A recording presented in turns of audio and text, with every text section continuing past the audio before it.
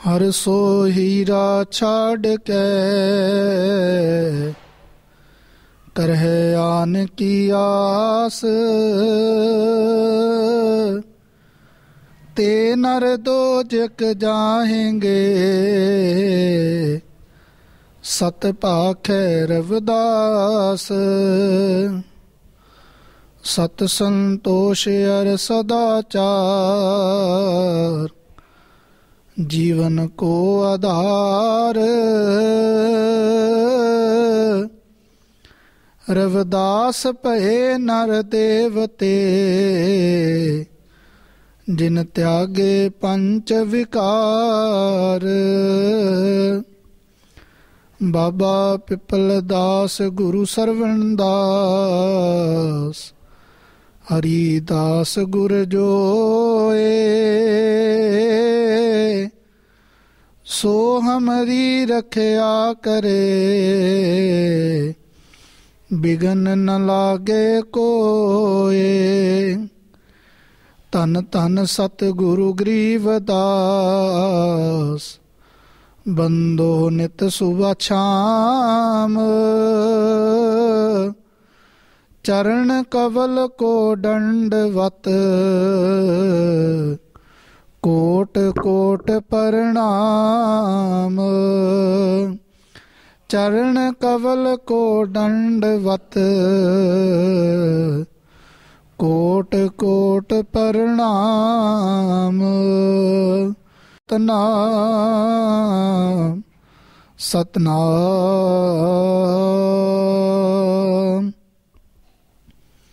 आदरणीय वंदनीय गुरु रूप गुरु प्यारी सत संगत जी, सारियां संगतां गरीबां दे मसीहा, चारां जुगां दे मालक, कट कट दे जाननहार जगत गुरु सतगुरु रविदास जी महाराज, जिन्हां ने कुल मानवता नूं एकता समानता आपस में भाईचारे दा और प्रभु बंदगी दा सदाचारी जीवन जीण दा पावन मार्ग याद कराया। और सतगुरु रविदास जी महाराज जिन्हां ने संतां दी संगत करन दा पावन मार्ग सबनां नूं याद कराया। आओ सारियां संगतां ਇਹੋ ਜਿਹੇ ਰਹਿਬਰਾਂ ਦੇ ਚਰਨਾਂ ਦੇ ਵਿੱਚ ਦੰਡਵਤ ਕਰਕੇ ਇਹੋ ਜਿਹੇ ਮਹਾਨ ਮਹਾਨ ਮਹਾਂਪੁਰਸ਼ਾਂ ਦੀ ਅੰਮ੍ਰਿਤਮਈ ਬਚਨਾਂ ਨੂੰ, ਅੰਮ੍ਰਿਤਮਈ ਬਾਣੀ ਨੂੰ ਸਰਵਣ ਕਰਕੇ ਸਾਰੀਆਂ ਸੰਗਤਾਂ ਆਪਣੇ ਜੀਵਨ ਨੂੰ ਸਫਲ ਕਰੀਏ। ਸਤਿਗੁਰੂ ਰਵਿਦਾਸ ਜੀ ਮਹਾਰਾਜ ਆਪਣੀ ਪਾਵਨ ਪਵਿੱਤਰ ਅੰਮ੍ਰਿਤਮਈ ਬਾਣੀ ਦੇ ਵਿੱਚ ਸਮੁੱਚੀਆਂ ਸੰਗਤਾਂ ਨੂੰ ਮਧੂ ਦੀਆਂ ਮੱਖੀਆਂ ਦੀ ਤਰ੍ਹਾਂ ਮਿਲ ਕੇ ਰਹਿਣ ਦਾ ਪਾਵਨ ਮਾਰਗ ਯਾਦ ਕਰਾਉਂਦੇ ਹਨ। ਆਓ ਸਾਰੀਆਂ ਸੰਗਤਾਂ ਸਤਿਗੁਰੂ ਰਵਿਦਾਸ ਜੀ ਮਹਾਰਾਜ ਦੀ ਪਾਵਨ ਪਵਿੱਤਰ ਅੰਮ੍ਰਿਤ ਬਾਣੀ ਦੀ ਸ਼ਬਦ ਦੀ ਕਥਾ ਸਰਵਣ ਕਰੀਏ ਜੀ। ਤੁਮ ਚੰਦਨ ਹਮ ਇਰੰਡ ਬਾਪੂਰੇ संग तुम्हारे बासा नीच रूख ते ऊंच पे हैं गंध सुगंध निवासा।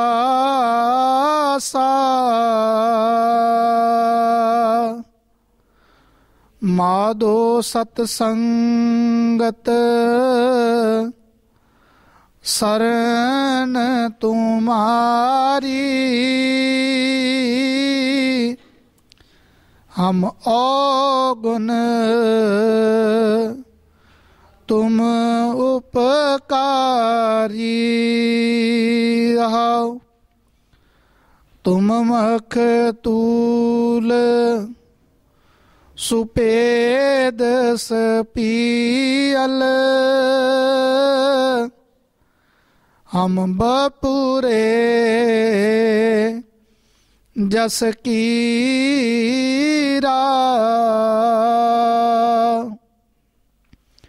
ਸਤ ਸੰਗਤ ਮਿਲ ਰਹੀ ਹੈ ਮਾਧੋ ਜੈਸੇ ਮਦਪ ਮਖੀਰਾ।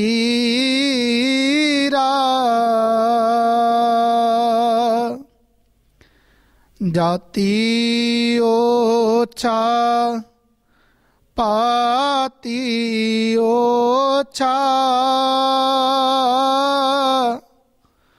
ਓਛਾ ਜਨਮ ਹਮਾਰਾ।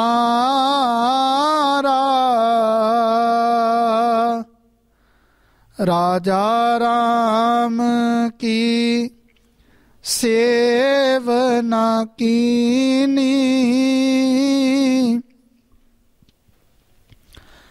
ਰਾਜਾ ਰਾਮ ਕੀ ਸੇਵਨਾ ਕੀਨੀ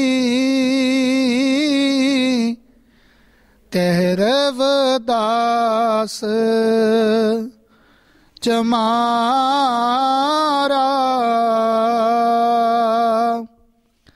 ਰਾਜਾ ਰਾਮ ਕੀ ਸੇਵਨਾ ਕੀਨੀ ਕਹਿ ਰਵਿਦਾਸ ਚਮਾਰਾ।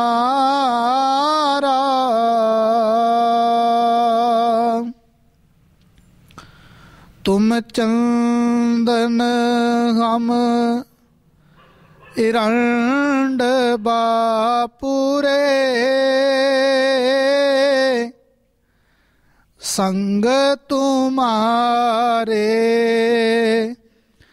ਬਾਸਾ।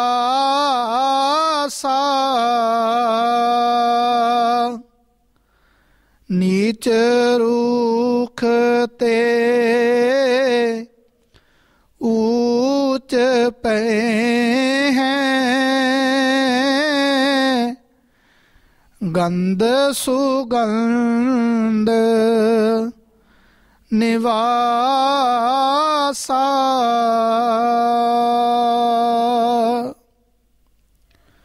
ਤੁਮ ਚੰਦਨ ਹਮ ਇਰੰਡ ਬਾਪੁਰੇ ਸੰਗ ਤੁਮਾਰੇ ਬਾਸਾ। ਨੀਚ ਰੂਖ ਤੇ ਊਚ ਭਏ ਹੈ ਗੰਧ ਸੁਗੰਧ ਨਿਵਾਸਾ। ਸਤਿਗੁਰੂ ਰਵਿਦਾਸ ਜੀ ਮਹਾਰਾਜ ਸਭਨਾਂ ਜੀਵਾਂ ਨੂੰ ਪਰਮਾਤਮਾ ਦੇ ਨਾਮ ਦੀ ਸੱਚੀ ਸੁੱਚੀ ਸੰਗਤ ਕਰਨ ਦਾ ਪਾਵਨ ਮਾਰਗ ਯਾਦ ਕਰਾਉਂਦੇ ਹਨ ਔਰ ਸਤਿਗੁਰ ਜੀ ਉਚਾਰਨ ਕਰਦੇ ਹਨ ਕਿ ਪ੍ਰਭੂ ਜੀ ਜੋ ਆਪ ਜੀ ਦਾ ਜੀਵਨ ਹੈ ਤੁਮ ਚੰਦਨ, ਆਪ ਜੀ ਦਾ ਜੀਵਨ ਚੰਦਨ ਦੇ ਸਮਾਨ ਹੈ, ਭਾਵ ਗੁਣਾਂ ਦੇ ਨਾਲ ਭਰਿਆ ਹੋਇਆ ਔਰ ਆਪ ਇਸ ਸੰਸਾਰ ਦੇ ਵਿੱਚ ਚੰਦਨ ਦੇ ਵਾਂਗ ਸ੍ਰੇਸ਼ਟ ਹੋ ਔਰ ਅਸੀਂ ਸੰਸਾਰੀ ਜੀਵ ਵਿਕਾਰਾਂ ਦੇ ਕਰਕੇ ਇਰੰਡ ਦੇ ਵਾਂਗ ਗੁਣਹੀਣ ਹਾਂ। ਔਰ ਸਤਿਗੁਰ ਜੀ ਉਚਾਰਨ ਕਰਦੇ ਹਨ ਜਿਵੇਂ ਚੰਦਨ ਦੇ ਪਾਸ ਇਰੰਡ ਦਾ ਵਾਸਾ ਹੁੰਦਾ ਹੈ, ਇਸੇ ਤਰ੍ਹਾਂ ਪ੍ਰਭੂ ਜੀ ਸਾਡਾ ਵਾਸਾ ਆਪ ਜੀ ਦੇ ਪਾਸ ਹੈ।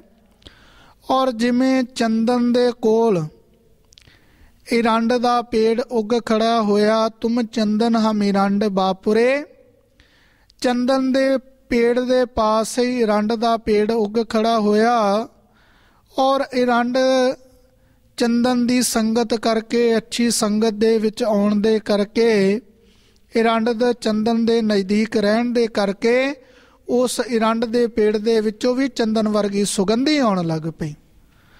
ਤੋ ਗੁਰੂ ਜੀ ਉਚਾਰਨ ਕਰਦੇ ਹਨ ਕਿ ਪਰਮਾਤਮਾ ਜੀ ਜਿਵੇਂ ਚੰਦਨ ਦੇ ਕੋਲ ਰਹਿਣ ਕਰਕੇ ਇਰੰਡ ਵਿੱਚ ਵੀ ਚੰਦਨ ਵਰਗੀ ਸੁਗੰਧੀ ਆ ਜਾਂਦੀ ਹੈ ਅਤੇ ਇਸੇ ਤਰ੍ਹਾਂ ਨੀਚ ਕਿਹਾ ਜਾਣ ਵਾਲਾ ਇਰੰਡ ਵੀ ਚੰਦਨ ਵਰਗਾ ਉੱਤਮ ਬਣ ਜਾਂਦਾ ਹੈ। ਔਰ ਸਤਿਗੁਰੂ ਜੀ ਉਚਾਰਨ ਕਰਦੇ ਹਨ, ਸਤਿਗੁਰੂ ਕਬੀਰ ਸਾਹਿਬ ਫਰਮਾਨ ਕਰਦੇ ਹਨ, ਕਬੀਰ ਚੰਦਨ ਕਾ ਬਿਰਵਾ ਭਲਾ, ਬੇੜਿਓ ਢਾਕ ਪਲਾਸ, ਓਏ ਪੀ ਚੰਦਨ ਹੋਏ ਰਹੇ, ਬਸਨ ਜੋ ਚੰਦਨ ਪਾਸ। ਸਤਿਗੁਰੂ ਕਬੀਰ ਜੀ ਮਹਾਰਾਜ ਫਰਮਾਨ ਕਰਦੇ ਹਨ ਕਿ ਜੋ ਚੰਦਨ ਦਾ ਗਿਰ ਗਿਰ ਮੇ ਮਾਣਕ ਨਹੀਂ, ਗਜ ਗਜ ਮੋਤੀ ਨਾਹ, ਚੰਦਨ ਤਰਵਰ ਬਨ ਬਨ ਨਹੀਂ, ਸੰਤ ਨਾ ਪਰਪੁਰ ਮਾਹ। ਗਿਰ ਗਿਰ ਮੇ ਮਾਣਕ ਨਹੀਂ, ਪਹਾੜਾਂ ਦੇ ਵਿੱਚੋਂ ਕੀਮਤੀ ਰਤਨ ਪਾਏ ਜਾਂਦੇ ਨੇ, ਲੇਕਿਨ ਹਰ ਪਹਾੜੀ ਦੇ ਵਿੱਚ ਕੀਮਤੀ ਰਤਨ ਨਹੀਂ, ਕੋਈ ਬਿਰਲਾ ਹੀ ਪਹਾੜ ਹੈ ਜਿੱਥੋਂ ਕੀਮਤੀ ਰਤਨ ਮਿਲਦੇ ਨੇ। ਤਾਂ ਗੁਰੂ ਜੀ ਕਹਿੰਦੇ ਗਿਰ ਗਿਰ ਮੇ ਮਾਣਕ ਨਹੀਂ, ਗੱਜ ਗੱਜ ਮੋਤੀ ਨਾਹ। ਹਾਥੀ ਦੇ ਮਸਤਕ ਦੇ ਵਿੱਚ ਵੀ ਮੋਤੀ ਪਾਇਆ ਜਾਂਦਾ, ਲੇਕਿਨ ਹਰ ਹਾਥੀ ਦੇ ਮਸਤਕ ਦੇ ਵਿੱਚ ਮੋਤੀ ਨਹੀਂ, ਕੋਈ ਬਿਰਲਾ ਹੀ ਕੋਈ ਖਾਸ ਹੀ ਹਾਥੀ ਹੁੰਦਾ ਜਿਸ ਦੇ ਮਸਤਕ ਦੇ ਵਿੱਚੋਂ ਮੋਤੀ ਪਾਇਆ ਜਾਂਦਾ। ਤਾਂ ਗੁਰੂ ਜੀ ਕਹਿੰਦੇ ਚੰਦਨ ਤਰਵਰ ਬਨ ਬਨ ਨਹੀਂ, ਜੰਗਲ ਬਹੁਤ ਨੇ, ਬਨ ਬਹੁਤ ਨੇ, ਬਨਸਪਤੀ ਬਹੁਤ ਹੈ, ਲੇਕਿਨ ਕੋਈ ਬਿਰਲਾ ਹੀ ਜੰਗਲ ਹੁੰਦਾ ਜਿੱਥੇ ਚੰਦਨ ਦਾ ਦਰਖਤ ਪਾਇਆ ਜਾਂਦਾ। ਤਾਂ ਗੁਰੂ ਜੀ ਕਹਿੰਦੇ ਇਸੇ ਤਰ੍ਹਾਂ ਸੰਤ ਨਾ ਪਰਪੁਰ ਮਾਹ। ਪਿੰਡ ਬਹੁਤ ਨੇ, ਨਗਰ ਬਹੁਤ ਨੇ, ਪਰਿਵਾਰ ਬਹੁਤ ਨੇ, ਲੇਕਿਨ ਉਹ ਬਿਰਲੇ ਹੀ ਪਰਿਵਾਰ ਨੇ, ਉਹ ਬਿਰਲੇ ਹੀ ਨਗਰ ਨੇ, ਉਹ ਬਿਰਲੇ ਹੀ ਸ਼ਹਿਰ ਨੇ ਜਿੱਥੇ ਪਰਮਾਤਮਾ ਦੇ ਨਾਮ ਜਪਣ ਵਾਲੇ ਸਾਧੂਆਂ ਦਾ ਵਾਸ ਹੁੰਦਾ। ਤਾਂ ਸਤਿਗੁਰੂ ਕਬੀਰ ਜੀ ਮਹਾਰਾਜ ਫਰਮਾਨ ਕਰਦੇ ਹਨ, ਕਬੀਰ ਚੰਦਨ ਕਾ ਬਿਰਵਾ ਭਲਾ, ਬੇੜਿਓ ਢਾਕ ਪਲਾਸ। ਢਾਕ ਪਲਾਸ ਦੇ ਛੋਟੇ ਛੋਟੇ ਪੇੜ ਹੁੰਦੇ ਨੇ। ਤਾਂ ਗੁਰੂ ਜੀ ਕਹਿੰਦੇ ਕਬੀਰ ਚੰਦਨ ਕਾ ਬਿਰਵਾ ਭਲਾ, ਬੇੜਿਓ ਢਾਕ ਪਲਾਸ, ਓਏ ਪੀ ਚੰਦਨ ਹੋਏ ਰਹੇ, ਬਸਨ ਜੋ ਚੰਦਨ ਪਾਸ। ਔਰ ਚੰਦਨ ਦੇ ਨਜ਼ਦੀਕ ਰਹਿਣ ਦੇ ਕਰਕੇ, ਚੰਦਨ ਦੇ ਕੋਲ ਬਾਸ ਹੋਣ ਦੇ ਕਰਕੇ, ਉਹਨਾਂ ਢਾਕ ਪਲਾਸ ਦੇ ਪੇੜਾਂ ਵਿੱਚੋਂ ਵੀ ਛੋਟੇ ਛੋਟੇ ਬ੍ਰਿਕਸ਼ਾਂ ਵਰਗ ਜਿਸ ਬਨਸਪਤੀ ਦੇ ਵਿੱਚ ਚੰਦਨ ਦਾ ਪੇੜ ਪਾਇਆ ਜਾਂਦਾ, ਉਸ ਦੀ ਇਹ ਖਾਸੀਅਤ ਹੈ ਕਿ ਚੰਦਨ ਦਾ ਪੇੜ ਚਾਹੇ ਉਹ ਕਿਸੇ ਪ੍ਰਕਾਰ ਦੀ ਵੀ ਬਨਸਪਤੀ ਹੈ, ਉਹਨਾਂ ਦੇ ਵਿੱਚੋਂ ਵੀ ਚੰਦਨ ਵਰਗੀ ਸੁਗੰਧੀ ਆਉਣ ਲੱਗ ਪੈਂਦੀ। ਤਾਂ ਸਤਿਗੁਰੂ ਕਬੀਰ ਸਾਹਿਬ ਨੂੰ ਪੁੱਛਿਆ ਗਿਆ ਕਿ ਮਹਾਰਾਜ ਜੀ ਚੰਦਨ ਦੇ ਨਜ਼ਦੀਕ ਜਿੰਨੇ ਵੀ ਪੇੜ ਪੌਦੇ ਹੁੰਦੇ ਕਿ ਸਭਨਾਂ ਦੇ ਵਿੱਚੋਂ ਚੰਦਨ ਵਰਗੀ ਸੁਗੰਧੀ ਆਉਂਦੀ? ਤਾਂ ਸਤਿਗੁਰੂ ਕਬੀਰ ਮਹਾਰਾਜ ਫਰਮਾਨ ਕਰਦੇ ਹਨ, ਕਬੀਰ ਬਾਂਸ ਬੜਾਈ ਬੂਡਿਆ, ਇਹ ਮਤ ਡੂਬੋ ਕੋਏ, ਚੰਦਨ ਕੇ ਨਿਕਟੇ ਬਸੇ, ਬਾਂਸ ਸੁਗੰਧ ਨਾ ਹੋਏ। ਸਤਿਗੁਰੂ ਜੀ ਉਚਾਰਨ ਕਰਦੇ ਨੇ ਕਿ ਜਿੱਥੇ ਸਾਰੀ ਬਨਸਪਤੀ ਦੇ ਵਿੱਚੋਂ ਚੰਦਨ ਦੇ ਨਜ਼ਦੀਕ ਜਿੰਨੀ ਵੀ ਬਨਸਪਤੀ ਹੈ ਸਭਨਾਂ ਦੇ ਵਿੱਚੋਂ ਚੰਦਨ ਵਰਗੀ ਸੁਗੰਧੀ ਆਉਂਦੀ, ਲੇਕਿਨ ਬਾਂਸ ਦਾ ਪੇੜ ਵੀ ਚੰਦਨ ਦੇ ਨਜ਼ਦੀਕ ਹੀ ਉੱਗ ਖੜਾ ਹੋਇਆ, ਔਰ ਚਾਹੇ ਉਸ ਦੀਆਂ ਜੋ ਜੜ੍ਹਾਂ ਨੇ ਉਹ ਚੰਦਨ ਦੇ ਪੇੜ ਦੇ ਨਾਲ ਵੀ ਜੁੜੀਆਂ ਨੇ, ਲੇਕਿਨ ਕਬੀਰ ਬਾਂਸ ਬੜਾਈ ਬੂਡਿਆ, ਇਹ ਮਤ ਡੂਬੋ ਕੋਏ, ਚੰਦਨ ਕੇ ਨਿਕਟੇ ਬਸੇ, ਬਾਂਸ ਸੁਗੰਧ ਨਾ ਹੋਏ। ਗੁਰੂ ਜੀ ਉਚਾਰਨ ਕਰਦੇ ਹਨ ਕਿ ਬਾਂਸ ਦੇ ਪੇੜ ਨੂੰ ਹੰਕਾਰ ਹੈ ਆਪਣੇ ਉੱਚੇ ਹੋਣ ਦਾ, ਔਰ ਬਾਂਸ ਦਾ ਪੇੜ ਚਾਹੇ ਜਿੰਨਾ ਵੀ ਉੱਚਾ ਕਿਉਂ ਨਹੀਂ, ਲੇਕਿਨ ਉਹ ਅੰਦਰੋਂ ਖਾਲੀ ਹੈ। ਤਾਂ ਸਤਿਗੁਰੂ ਰਵਿਦਾਸ ਜੀ ਮਹਾਰਾਜ ਮਹਾਂਪੁਰਸ਼ਾਂ ਦਾ ਕਥਨ ਇੱਥੇ ਚੰਦਨ ਦਾ, ਇਰੰਡ ਦਾ, ਢਾਕ ਪਲਾਸ ਦਾ ਜਾਂ ਬਾਂਸ ਦਾ ਨਹੀਂ, ਸਤਿਗੁਰੂ ਜੀ ਉਚਾਰਨ ਕਰਦੇ ਹਨ ਜਿਹੜੇ ਜੀਵ ਸੰਤ ਮਹਾਂਪੁਰਸ਼ਾਂ ਦੀ ਸ਼ਰਨ ਦੇ ਵਿੱਚ, ਗੁਰੂ ਮਹਾਂਪੁਰਸ਼ਾਂ ਦੇ ਸ਼ਰਨ ਦੇ ਵਿੱਚ ਆਪਣੀ ਹਉਮੈ ਨੂੰ, ਹੰਕਾਰ ਨੂੰ ਤਿਆਗ ਕਰਕੇ ਆਪਣੀ ਹਉਮੈ ਨੂੰ ਛੱਡ ਕੇ ਆਉਂਦੇ ਹਨ, ਝੁੱਕ ਕੇ ਆਉਂਦੇ ਨੇ, ਉਹਨਾਂ ਦਾ ਜੀਵਨ ਗੁਰੂ ਦਰਬਾਰ ਦੇ ਵਿੱਚੋਂ ਸੁਗੰਧੀ ਦੇ ਨਾਲ ਭਰਪੂਰ ਹੋਣ ਵਾਲਾ ਹੈ। ਉਹਨਾਂ ਨੂੰ ਸਾਰੇ ਸੁੱਖ ਸਤਿਗੁਰੂ ਜੀ ਦੇ ਚਰਨਾਂ ਦੇ ਵਿੱਚੋਂ, ਸਾਰੀਆਂ ਦਾਤਾਂ ਪਰਮਾਤਮਾ ਦੇ ਚਰਨ ਕਮਲਾਂ ਦੇ ਵਿੱਚੋਂ ਪ੍ਰਾਪਤ ਹੋਣ ਵਾਲੀਆਂ ਨੇ। ਤਾਂ ਸਤਿਗੁਰੂ ਜੀ ਉਚਾਰਨ ਕਰਦੇ ਨੇ ਜਿਹੜੇ ਜੀਵ ਗੁਰੂ ਦਰਬਾਰ ਦੇ ਵਿੱਚ ਵੀ ਆਪਣੀ ਹਉਮੈ ਨੂੰ, ਹੰਕਾਰ ਨੂੰ ਲੈ ਕੇ ਆਉਂਦੇ ਨੇ, ਉਹ ਬਾਂਸ ਦੀ ਪੇੜ ਦੀ ਤਰ੍ਹਾਂ ਖਾਲੀ ਦੁਨੀਆ ਦੇ ਵਿੱਚ ਆਏ ਔਰ ਖਾਲੀ ਇਸ ਸੰਸਾਰ ਦੇ ਵਿੱਚੋਂ ਜਾਣ ਵਾਲੇ ਨੇ। ਤਾਂ ਸਤਿਗੁਰੂ ਰਵਿਦਾਸ ਮਹਾਰਾਜ ਜੀ ਦਾ ਪਿਆਰਾ ਕਥਨ ਹੈ, ਜਬ ਹਮ ਹੋਤੇ ਤਬ ਤੂੰ ਨਾਹੀ, ਅਬ ਤੂੰ ਹੀ ਮੈਂ ਨਾਹੀ। ਗੁਰੂ ਜੀ ਉਚਾਰਨ ਕਰਦੇ ਹਨ, ਪਰਮਾਤਮਾ ਜੀ ਜਬ ਹਮ ਹੋਤੇ ਤਬ ਤੂੰ ਨਾਹੀ, ਜਿੰਨਾ ਚਿਰ ਮਨ ਵਿੱਚ ਮੈਂ ਮੇਰੀ ਸੀ, ਆਪ ਜੀ ਦਾ ਵਾਸ ਨਹੀਂ ਸੀ। ਔਰ ਜਦੋਂ ਪਰਮਾਤਮਾ ਦੇ ਨਾਮ ਦਾ ਹਿਰਦੇ ਦੇ ਵਿੱਚ ਵਾਸ ਹੋ ਗਿਆ, ਫਿਰ ਉੱਥੇ ਮੈਂ ਮੇਰੀ ਦੀ ਗੱਲ ਰਹਿੰਦੀ ਨਹੀਂ। ਔਰ ਜਿਵੇਂ ਸਤਿਗੁਰੂ ਰਵਿਦਾਸ ਜੀ ਮਹਾਰਾਜ, ਜਿਨ੍ਹਾਂ ਨੇ ਸਵੈਮ ਪਰਮਾਤਮਾ ਦੇ ਨਾਮ ਦੀ ਭਗਤੀ ਕੀਤੀ, ਪਰਮਾਤਮਾ ਦੇ ਨਾਮ ਦਾ ਸਿਮਰਨ ਕੀਤਾ ਔਰ ਕੁੱਲ ਮਾਨਵਤਾ ਨੂੰ ਪ੍ਰਭੂ ਸਿਮਰਨ ਦਾ ਪਾਵਨ ਮਾਰਗ ਯਾਦ ਕਰਾਇਆ। ਸਤਿਗੁਰੂ ਰਵਿਦਾਸ ਜੀ ਮਹਾਰਾਜ ਜਿਨ੍ਹਾਂ ਨੇ ਉਚਾਰਨ ਕੀਤਾ, ਪਰਮਾਤਮਾ ਜੀ ਜਿਹੜਾ ਸੱਚੇ ਪਾਤਸ਼ਾਹ ਦੇ ਸ਼ਰਨ ਦੇ ਵਿੱਚ ਆਪਣੀ ਹਉਮੈ ਹੰਕਾਰ ਨੂੰ ਤਿਆਗ ਕਰਕੇ, ਚਾਹੇ ਉਸ ਦਾ ਜੀਵਨ ਇਰੰਡ ਦੇ ਵਾਂਗ ਭਾਵ ਗੁਣਾਂ ਦੇ ਨਾਲ ਵੀ ਭਰਿਆ ਹੋਇਆ, ਲੇਕਿਨ ਜਿਹੜੇ ਜੀਵ ਪਰਮਾਤਮਾ ਦੇ ਭਗਤੀ ਕਰਨ ਵਾਲੇ ਸਾਧੂ ਸੰਤਾਂ ਦੀ ਸ਼ਰਨ ਵਿੱਚ ਚਲੇ ਗਏ, ਉਹਨਾਂ ਦੇ ਜੀਵਨ ਦੇ ਵਿੱਚੋਂ ਪਰਮਾਤਮਾ ਦੇ ਨਾਮ ਦੀ ਵਾਸ਼ਨਾ ਆਉਂਦੀ ਹੈ। ਔਰ ਗੁਰੂ ਜੀ ਉਚਾਰਨ ਕਰਦੇ ਹਨ, ਜਿਹੋ ਜੀ ਕੋਈ ਸੰਗਤ ਦੇ ਵਿੱਚ ਚਲਾ ਜਾਂਦਾ, ਉਸ ਦੇ ਜੀਵਨ ਦੇ ਵਿੱਚ ਉਹੋ ਜਿਹੇ ਗੁਣ ਨਜ਼ਰ ਆਉਂਦੇ ਹਨ। ਤੋ ਅਗਲੀਆਂ ਪੰਕਤੀਆਂ ਅੰਦਰ ਸਤਿਗੁਰੂ ਜੀ ਫਰਮਾਨ ਕਰਦੇ ਨੇ, ਮਾਧੋ ਸਤ ਸੰਗਤ ਸਰਨ ਤੁਮਾਰੀ, ਹਮ ਔਗੁਨ ਤੁਮ ਉਪਕਾਰੀ। ਮਾਧੋ ਸਤ ਸੰਗਤ ਸਰਨ ਤੁਮਾਰੀ,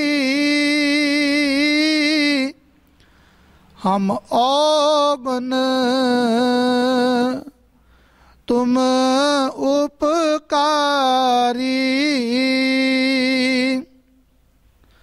ਮਾਧੋ ਸਤ ਸੰਗਤ ਸਰਨ ਤੁਮਾਰੀ, ਹਮ ਔਗੁਨ ਤੁਮ ਉਪਕਾਰੀ। हे ਮਾਧੋ, हे ਪਰਮਾਤਮਾ ਜੀ, ਅਸੀਂ ਸੰਸਾਰੀ ਜੀਵ ਆਪ ਜੀ ਦੀ ਸ਼ਰਨ ਦੀ, ਸਤ ਸੰਗਤ ਦੀ ਸ਼ਰਨ ਵਿੱਚ ਆਏ ਹਾਂ। ਔਰ ਹਮ ਔਗੁਨ ਤੁਮ ਉਪਕਾਰੀ। हे ਪ੍ਰਭੂ ਜੀ, ਸਾਡਾ ਸੰਸਾਰੀ ਜੀਵਾਂ ਦਾ ਜੋ ਜੀਵਨ ਹੈ, ਉਹ ਵਿਸ਼ੇ ਵਿਕਾਰਾਂ ਦੇ ਵਿੱਚ ਫਸੇ ਹੋਣ ਦੇ ਕਰਕੇ ਔਗੁਣਾਂ ਦੇ ਨਾਲ ਭਰਿਆ ਹੋਇਆ ਹੈ। ਔਰ ਆਪ ਜੀਵਾਂ 'ਤੇ ਪਰਉਪਕਾਰ ਕਰਨ ਵਾਲੇ ਮਹਾਂਪੁਰਸ਼ ਹੋ, ਭੁੱਲੀਆਂ ਭਟਕੀਆਂ ਰੂਹਾਂ ਨੂੰ ਸਿੱਧੇ ਰਾਸਤੇ ਪਾਉਣ ਵਾਲੇ ਮਹਾਤਮਾ ਮਹਾਂਪੁਰਸ਼ ਹੋ। ਤੋ ਇਹ ਪਰਮਾਤਮਾ ਜੀ, ਹਮ ਔਗੁਨ ਤੁਮ ਉਪਕਾਰੀ।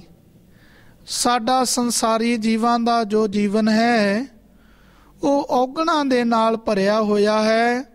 ਔਰ ਆਪ ਜੀਵਾਂ 'ਤੇ ਪਰਉਪਕਾਰ ਕਰਨ ਵਾਲੇ ਮਹਾਤਮਾ ਹੋ। ਤੋ ਸਤਿਗੁਰੂ ਰਵਿਦਾਸ ਜੀ ਮਹਾਰਾਜ ਪਾਵਨ ਪਵਿੱਤਰ ਬਾਣੀ ਅੰਦਰ ਫਰਮਾਨ ਕਰਦੇ ਨੇ, ਤੁਮ ਮਖ ਤੂਲ ਸੁਪੇਦ ਸਪੀਅਲ, ਹਮ ਬਪੂਰੇ ਜਸ ਕੀਰਾ।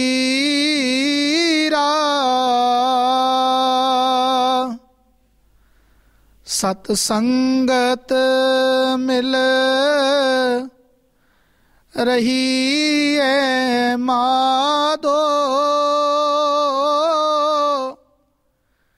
ਜੈਸੇ ਮਦਪ ਮਖੀਰਾ।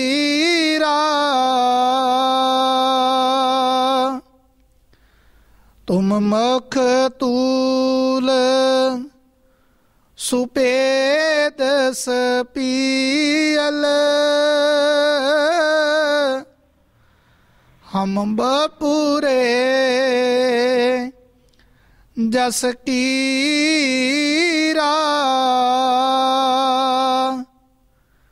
ਸਤ ਸੰਗਤ ਮਿਲ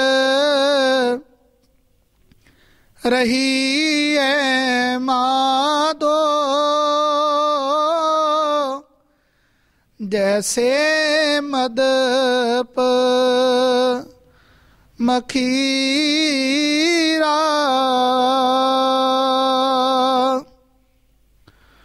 ਤੁਮ ਮਖਤੂਲ ਸੁਪੇਦ ਸਪੀਲ,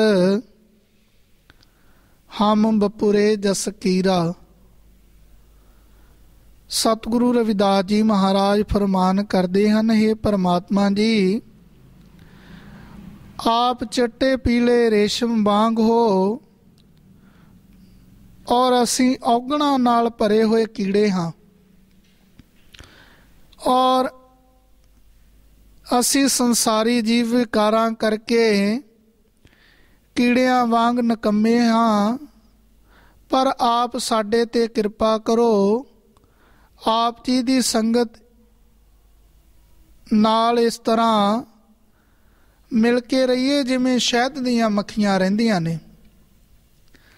ਗੁਰੂ ਜੀ ਉਚਾਰਨ ਕਰਦੇ ਹਨ, ਪਰਮਾਤਮਾ ਜੀ, ਤੁਮ ਖਤੂਲ ਸੁਪੇਦ ਸਪੀਲ, ਹਮ ਬਪੁਰੇ ਜਸ ਕੀਰਾ। ਪਰਮਾਤਮਾ ਜੀ, ਆਪ ਨੀਲੇ ਪੀਲੇ ਰੇਸ਼ਮ ਦੇ ਬਸਤਰ ਹੋ ਔਰ ਅਸੀਂ ਸੰਸਾਰੀ ਜੀਵ ਇੱਕ ਕੀੜੇ ਦੇ ਵਾਂਗ ਹਾਂ। ਸਾਡੀ ਸੋਚ ਇੱਕ ਕੀੜੇ ਦੇ ਵਾਂਗ ਘਟੀਆ ਹੈ, ਜਿਹੜਾ ਉਹਨਾਂ ਕੋਮਲ ਕੋਮਲ ਵਸਤਰਾਂ ਨੂੰ ਖਰਾਬ ਕਰ ਦਿੰਦਾ ਹੈ। ਤਾਂ ਗੁਰੂ ਜੀ ਨਾਲ ਦੀਆਂ ਪੰਕਤੀਆਂ ਅੰਦਰ ਫਰਮਾਨ ਕਰਦੇ ਹਨ, ਸਤ ਸੰਗਤ ਮਿਲ ਰਹੀ ਹੈ ਮਾਧੋ, ਜੈਸੇ ਮਧੁਪ ਮਖੀਰਾ। ਫਿਰ ਸਤਿਗੁਰੂ ਜੀ ਸਾਨੂੰ ਸੰਗਤ ਦੇ ਵਿੱਚ ਜਾਣ ਦਾ ਪਾਵਨ ਮਾਰਗ ਯਾਦ ਕਰਾਉਂਦੇ ਨੇ। ਝੂਠ ਮੂਠ ਦੀ ਸੰਗਤ ਵਿੱਚ ਨਹੀਂ, ਘਟੀਆ ਸੰਗਤ ਵਿੱਚ ਨਹੀਂ, ਬੁਰੀ ਸੰਗਤ ਵਿੱਚ ਨਹੀਂ, ਸਤ ਸੰਗਤ ਮਿਲ ਰਹੀ ਹੈ ਮਾਧੋ। ਗੁਰੂ ਜੀ ਕਹਿੰਦੇ ਉਸ ਸੰਗਤ ਦੇ ਵਿੱਚ ਜਾਣਾ ਚਾਹੀਦਾ, ਸਤ ਦੀ ਸੰਗਤ ਦੇ ਵਿੱਚ। ਜਿਸ ਸੰਗਤ ਦੇ ਵਿੱਚ ਜਾਣ ਦੇ ਨਾਲ ਜੀਵਨ ਬਦਲਣ ਵਾਲਾ ਹੈ, ਜੀਵਨ ਗੁਣਾਂ ਦੇ ਨਾਲ ਭਰਨ ਵਾਲਾ ਹੈ, ਜੀਵਨ ਵਿੱਚ ਅੱਛੀ ਸੋਚ ਆਉਣ ਵਾਲੀ ਹੈ। ਔਰ ਗੁਰੂ ਜੀ ਕਹਿੰਦੇ ਸਤ ਸੰਗਤ ਮਿਲ ਰਹੀ ਹੈ ਮਾਧੋ। ਸਤ ਦੀ ਸੰਗਤ ਕਰਨੀ ਚਾਹੀਦੀ, ਪਰਮਾਤਮਾ ਦੇ ਨਾਮ ਜਪਣ ਵਾਲੇ ਸੰਤਾਂ ਦੀ ਸੰਗਤ ਵਿੱਚ ਜਾਣਾ ਚਾਹੀਦਾ। ਔਰ ਸਤ ਸੰਗਤ ਦੇ ਵਿੱਚ ਜਾ ਕੇ ਬੈਠਣ ਦਾ ਮਾਰਗ ਯਾਦ ਕਰਾਉਂਦੇ ਨੇ। ਸਤਸੰਗ ਦੇ ਵਿੱਚ ਬੈਠਣਾ ਕਿਵੇਂ ਚਾਹੀਦਾ, ਤਾਂ ਗੁਰੂ ਜੀ ਯਾਦ ਕਰਾਉਂਦੇ ਨੇ, ਜੈਸੇ ਮਧੁਪ ਮਖੀਰਾ। ਮਧੂ ਦੀਆਂ ਮੱਖੀਆਂ ਦੀ ਉਦਾਹਰਣ ਗੁਰੂ ਜੀ ਦਿੰਦੇ ਕਿ ਮਧੂ ਦੀਆਂ ਮੱਖੀਆਂ ਦੇ ਜੀਵਨ ਤੋਂ ਪ੍ਰੇਰਨਾ ਲੈਣੀ ਚਾਹੀਦੀ। ਮਧੂ ਦੀਆਂ ਮੱਖੀਆਂ ਦੇ ਵਿੱਚ ਸਭ ਤੋਂ ਪਹਿਲਾ ਪ੍ਰੇਮ ਹੈ, ਕਿਉਂਕਿ ਮਧੂ ਦੀਆਂ ਮੱਖੀਆਂ ਦੀ ਇੱਕ ਖਾਸੀਅਤ ਹੈ ਕਿ ਮਧੂ ਦੀ ਮੱਖੀ ਕਦੀ ਗੰਦਗੀ ਦੇ ਉੱਤੇ ਨਹੀਂ ਬੈਠਦੀ, ਕਦੀ ਦੂਸਰੀ ਜਗ੍ਹਾ 'ਤੇ ਨਹੀਂ ਬੈਠਦੀ। ਹਮੇਸ਼ਾ ਮਧੂ ਦੀ ਮੱਖੀ ਉਹਨਾਂ ਸੁੰਦਰ ਸੁੰਦਰ ਫੁੱਲਾਂ ਦੇ ਉੱਤੇ ਬੈਠਦੀ। ਔਰ ਸਭ ਤੋਂ ਪਹਿਲਾਂ ਮਧੂ ਦੀ ਮੱਖੀ ਦੇ ਵਿੱਚ ਪ੍ਰੇਮ ਹੈ। ਦੂਸਰਾ, ਮਧੂ ਦੀ ਮੱਖੀ ਫੁੱਲਾਂ ਦੇ ਉੱਤੋਂ ਰਸ ਇਕੱਠਾ ਕਰਕੇ ਉਸ ਛੱਤੇ ਦੇ ਵੱਲ ਲੈ ਕੇ ਜਾਂਦੀ, ਜਿਹੜਾ ਮਧੂ ਦੀ ਮੱਖੀ ਨੇ ਛੱਤਾ ਸਵੈਮ ਤਿਆਰ ਕੀਤਾ ਹੋਇਆ। ਕਿਉਂਕਿ ਮਧੂ ਦੀ ਮੱਖੀ ਕਦੀ ਦੂਸਰੇ ਦੇ ਘਰ ਦੇ ਵੱਲ ਸ਼ਹਿਦ ਨਹੀਂ ਲੈ ਕੇ ਜਾਂਦੀ। ਇੱਕ ਜਾਨਵਰ ਹੁੰਦੇ ਹੋਏ ਵੀ ਉਹ ਜਿਹੜਾ ਰਸ ਹੈ, ਫੁੱਲਾਂ ਦਾ ਰਸ, ਆਪਣੇ ਘਰ ਦੇ ਵੱਲ ਲੈ ਕੇ ਜਾਂਦੀ, ਕਦੀ ਦੂਸਰੇ ਦੇ ਘਰ ਨਹੀਂ ਲੈ ਕੇ ਜਾਂਦੀ। ਔਰ ਤੀਸਰਾ, ਮਧੂ ਦੀ ਮੱਖੀ ਦੇ ਵਿੱਚ ਡਿਸਿਪਲਿਨ ਹੈ। ਮਧੂ ਦੀ ਮੱਖੀ ਛੋਟਾ ਜਿਹਾ ਛੱਤਾ ਅਸੀਂ ਦੇਖਦੇ ਹਾਂ ਕਿ ਛੋਟੇ ਜਿਹੇ ਛੱਤੇ ਦੇ ਉੱਤੇ ਬਹੁਤ ਵੱਡੀ ਗਿਣਤੀ ਦੇ ਵਿੱਚ ਮਧੂ ਦੀਆਂ ਮੱਖੀਆਂ ਉਸ ਛੋਟੇ ਜਿਹੇ ਛੱਤੇ ਦੇ ਉੱਤੇ ਇੱਕ ਦੂਸਰੇ ਦੇ ਨਾਲ ਮਿਲ ਜੁਲ ਕੇ ਪਿਆਰ ਦੇ ਨਾਲ, ਡਿਸਿਪਲਿਨ ਦੇ ਨਾਲ ਬੈਠਦੀਆਂ। ਔਰ ਦੂਸਰਾ, ਮਧੂ ਦੀ ਮੱਖੀ, ਇੱਕ ਮਧੂ ਦੀ ਮੱਖੀ ਕਦੀ ਦੂਸਰੀ ਮਧੂ ਦੀ ਮੱਖੀ ਨੂੰ ਡੰਗ ਨਹੀਂ ਮਾਰਦੀ। ਉਹ ਮਧੂ ਦੀਆਂ ਮੱਖੀਆਂ ਆਪਸ ਵਿੱਚ ਪ੍ਰੇਮ ਦੇ ਨਾਲ, ਪਿਆਰ ਦੇ ਨਾਲ, ਸ਼ਰਧਾ ਦੇ ਨਾਲ ਰਹਿੰਦੀਆਂ।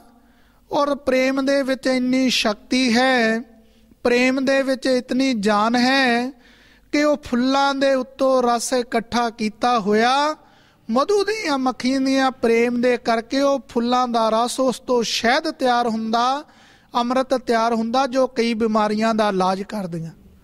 ਔਰ ਉਹ ਸ਼ਾਇਦ ਮਧੂ ਦੀਆਂ ਮੱਖੀਆਂ ਸਵੈਮ ਨਹੀਂ ਖਾਂਦੀਆਂ, ਉਹ ਦੂਸਰੇ ਸੰਸਾਰੀ ਸਾਡੇ ਸੰਸਾਰੀ ਜੀਵਾਂ ਦੇ ਕੰਮ ਆਉਂਦਾ ਔਰ ਕਈ ਬਿਮਾਰੀਆਂ ਦਾ ਉਹ ਇਲਾਜ ਕਰਦਾ।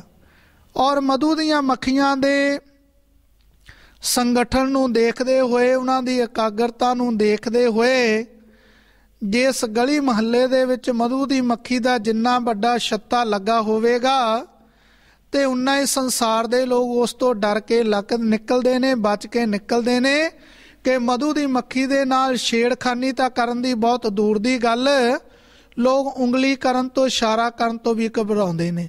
ਤਾਂ ਉਹ ਗੁਰੂ ਪਿਆਰੀ ਸਤ ਸੰਗਤ ਜੀ, ਜਿਸ ਦਿਨ ਰਵਿਦਾਸੀਆ ਕੌਮ ਇੱਕ ਪਲੇਟਫਾਰਮ ਦੇ ਉੱਤੇ ਹਰ ਦੇ ਨਿਸ਼ਾਨ ਦੇ ਨੀਚੇ ਇਕੱਠੀ ਹੋਵੇਗੀ ਤਾਂ ਇਸ ਸਮਾਜ ਦੇ ਨਾਲ ਛੇੜਖਾਨੀ ਕਰਨ ਦੀ ਤਾਂ ਬਹੁਤ ਦੂਰ ਦੀ ਗੱਲ, ਲੋਕ ਉਂਗਲੀ ਕਰਨ ਤੋਂ, ਇਸ਼ਾਰਾ ਕਰਨ ਤੋਂ ਵੀ ਘਬਰਾਉਣਗੇ। ਤੋ ਆਓ ਸਤਿਗੁਰੂ ਰਵਿਦਾਸ ਜੀ ਮਹਾਰਾਜ ਦਾ ਜੋ ਕਥਨ ਹੈ, ਸਤ ਸੰਗਤ ਮਿਲ ਰਹੀ ਹੈ ਮਾਧੋ ਜੈਸੇ ਮਧੁਪ ਮਖੀਰਾ। ਮਧੂ ਦੀਆਂ ਮੱਖੀਆਂ ਦੇ ਜੀਵਨ ਤੋਂ ਪ੍ਰੇਰਨਾ ਲੈ ਕੇ ਅਸੀਂ ਸਾਰੀਆਂ ਸੰਗਤਾਂ ਰਲ ਮਿਲ ਕੇ ਇੱਕ ਸਾਲ ਸਾਰੇ ਮਧੂ ਦੀਆਂ ਮੱਖੀਆਂ ਦੇ ਜੀਵਨ ਤੋਂ ਪ੍ਰੇਰਨਾ ਲਈਏ ਜੀ। ਤੋ ਅਗਲੀਆਂ ਪੰਕਤੀਆਂ ਅੰਦਰ ਸਤਿਗੁਰੂ ਜੀ ਉਚਾਰਨ ਕਰਦੇ ਹਨ, ਜਾਤੀ ਓਛਾ ਪਾਤੀ ਓਛਾ, ਓਛਾ ਜਨਮ ਹਮਾਰਾ, ਰਾਜਾ ਰਾਮ ਕੀ सेवना कीनी, कह रविदास चमारा।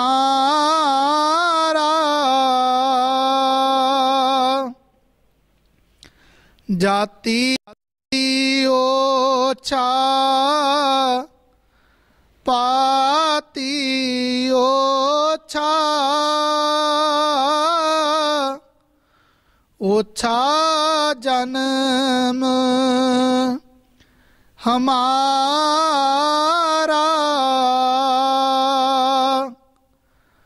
राजा राम की सेवना कीनी, कह रविदास चमारा।